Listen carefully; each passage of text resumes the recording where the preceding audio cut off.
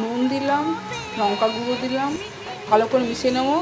পনিরটা দিয়ে দিলাম, ভালো করে মিশিয়ে নিই। একটু রেড চিলি সস দিলাম একটুখানি, মাখা হয়ে গেছে, ফ্রাই করে নিই। দিয়ে দিই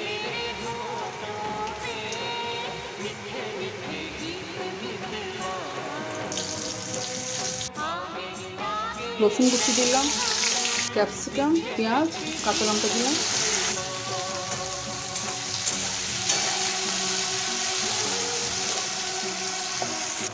আদা রসুনের পেস্ট দিলাম। ক্যাপসিকাম পেঁয়াজটা হালকা ভাজা হবে, লাল করার নেই একদম। Tomato sauce, chilli sauce, soya sauce দিলাম। সোয়া সসের পরিমাণটা বেশি আছে। জল দিয়ে দিলাম, চামচ কর্নফ্লাওয়ার দিলাম জলে গুলে। কর্নফ্লাওয়ার দিয়ে নাড়তে হবে। পনিরগুলো দিয়ে দিলাম,